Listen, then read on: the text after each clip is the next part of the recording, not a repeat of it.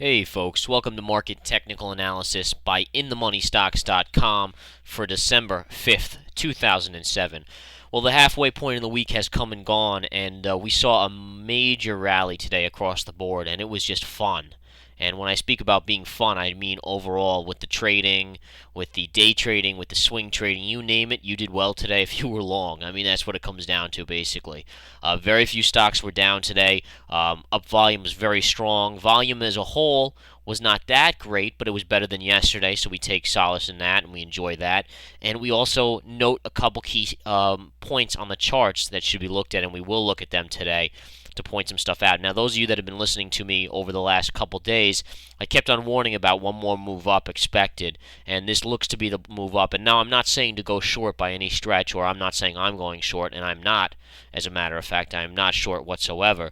But what I do want to point out here is this, folks. We did expect this move up. I don't think it's fully done yet. We'll see what Paulson says tomorrow on the rate freeze when it comes to mortgage, to subprime mortgages, and so forth.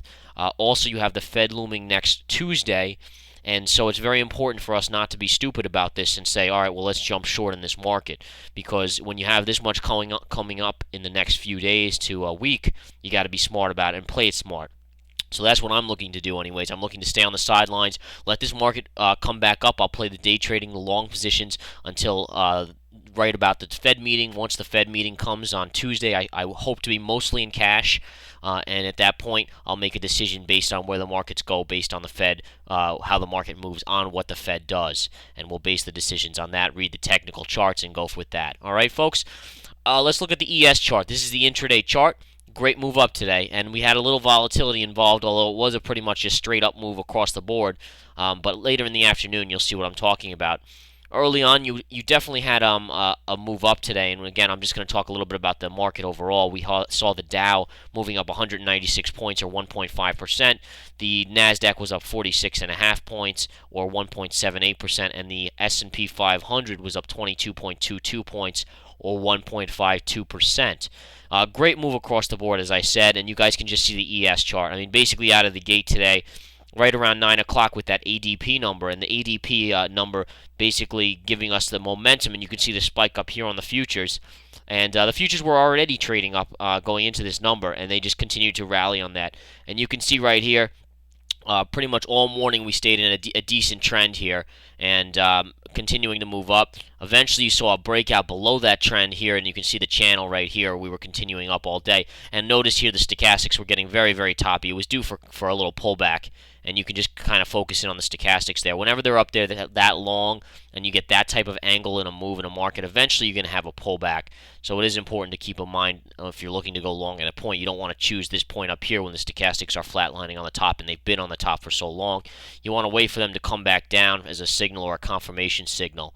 In addition, then you had a nice little fall here. We initially hit a little support right here at the 20, fell through it, but then above the 50 moving average, we really regained some momentum to the upside, moved back up to the 20, fell again, and this time held support here on the 50 moving average, at which point we rallied into the close nicely. And again, overall, just a great move up in this market. There's really no doubt about that. And I'm going to go over some key stocks after we look at a couple more indexes here, or little barometers of the market, because there were some amazing moves. Some were caught, some were not in the chat room. And I do encourage everyone to come join the chat room, come join the swing trade alerts, come join the options alerts, because in a market like this, it's just fun when you make money. That's for sure. Okay, folks, you can go to the website InTheMoneyStocks.com and kind of check out all the services we offer, and feel free to email us with any questions, or call us, in fact. All right, the Qs. Qs, same type of deal today, folks. The Nasdaq and the Qs moved up nicely. And now what I did talk about here is we had come down off the 50 moving average here after keeping in this channel. And again, this is the big marker on my chart. Until we break down here, we're not breaking down in this market. And see this line right here? Qs have always been an indicator for me now, because Google, Baidu, Research in Motion, and Apple are such keys to the Nasdaq and the Qs. All right, so until those break down, this will stay above, and at this point, this is above the upper trend line here as well. Although we did hit some resistance here again at the 50 moving average. So right now we're stuck in this little area. should we break back below in this area on the chart, below this channel I've just drawn in, this rough channel, keep in mind it's not exact because I'm just doing it as we sit here, then you can look for another move down here to the lows, at which point you'll hit some more support. Should we break below that, then we're going to the 200 and possibly lower. However, if we do break above the 50 moving average here, that gives us leeway to move really back up towards the highs here in the market. And I'm really not expecting huge moves up coming into the Fed, though I am expecting a sideways market. We'll have a couple up days, a couple down days, but it's just not something you want to get caught off guard. Or I personally, and I always try and speak from my perspective, I won't be as I said earlier, I won't be stepping up looking to short here until the Fed's out of the way here and we can figure out really what's going on. Because with Paulson coming, talking, you got Hillary Clinton talking about freezing these rates. You got lots of different political characters talking about this different type of stuff. So again, it's just better to be careful here. You don't want to get caught off guard in a short squeeze, because I still believe there are a lot of shorts, though there aren't what there was before the move up from when we were down here.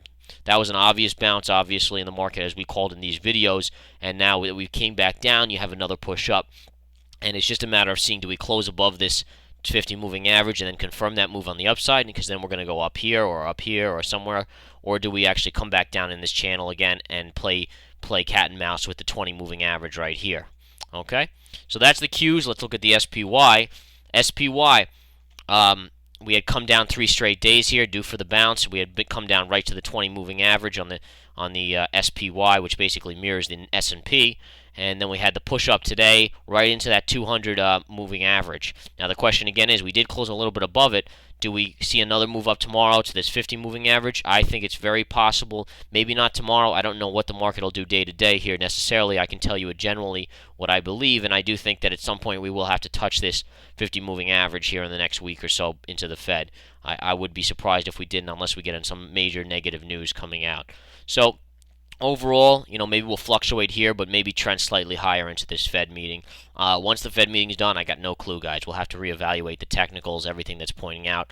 You do see the stochastics high, but they can remain high for quite a while. It's just an indicator I use purely as a buy signal or sell signal, meaning that if I think it's a good idea to go long in a market, I check the stochastics. If the stochastics are low and I like it as a long, well, that means they have a long ways to rise, so it's on my side. If they're at the top here and flatlining and I want to go long, I might say, wait a minute, the stochastics are very toppy here, maybe it's not the best idea. So it's just a thing that kind of can sway me if I'm slightly leaning one way or the other. All right, so again, that's the SPY. Now let's talk a little bit about stocks, because about a week ago we mentioned this stock right down here. Okay, all right, right down here, right before this big move, we mentioned this stock, I think the day before, so probably right here when it was at its lows. I love this chart. You guys that watch my videos know by now this is my favorite chart. When this is on no news, and again, the key is no news, because if they announced we're going out of business, well, obviously you're going to see a chart like that. But the fact of the matter is they didn't, and this stock basically came all the way down here on no news, made a nice little bottom here. We picked it up here, had this little run here, then pulled back. You had a 1, 2, 3 pullback. Great pullback for a buying opportunity. Look what it did today. You saw this stock up 88% today. Monster move just constantly all day. You don't get moves like this in anything but China right now, unless it's on news. And China had come down so hard here that it was just key. Other stocks, that was CHNR, by the way, this one we're looking at here. SEED, S-E-E-D. Look at this move at the end of the day. On the daily, look at this move up. Look at the bottoms. All right, you have a stock that comes down like this and makes a little flat bottom. It's just asking for a little bit of a short squeeze back into these moving averages. It's almost there. Maybe it gaps up a little tomorrow. I don't know. At this point, and keep this in mind, first of all, I personally would never buy a stock that's even up here in this range. If it's come off its bottoms, then there's too much downside potential for it to move back down, and it's too risky, and I would never go there. In any case, I look for dead bottom buys on nice technicals. If everything lines up and it's on the dead bottom, that's where I step up. Okay, otherwise, no sense in risking my hard-earned money, that's for sure. And again, as I always say, always consult your financial advisor before making any financial decisions. These videos are just purely for entertainment purposes, and I hope no one's an idiot and tries to base anything off of it without talking to a financial advisor. Very key to talk to your financial advisor. All right, folks, you can get ideas from me, do your own due diligence. That's what I always say. All right.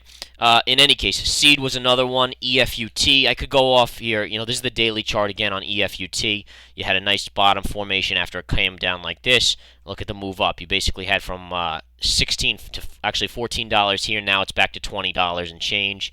I could go off and continue to name CPSL. Look at this move on the daily. You're talking about basically up $2 today, a $5 stock. So anyways, my point being here, folks, great trading market right now. Great trading market. And it's just a pleasure to trade in this type of market where you get these drastic moves, because even if you don't capture the whole $2 move, you do 1,000 shares or 500 shares or 1,500 and you capture 50 cents. That's huge money. Let's be honest here. If you're just an average trader here, just capture just a quick move like that in a matter of minutes or even 10 minutes or so is just phenomenal. All right, folks, keeping in mind what we talked about here coming into the next couple days. You got the Fed meeting. You got the jobs number on Friday. The Fed meeting's next Tuesday. The job number is on Friday. And tomorrow, I think I heard that Paulson is speaking, so it could be very interesting. More information on the freezing of the arm on the mortgage rates. Have a wonderful day, guys. Be careful and enjoy this market. Take care.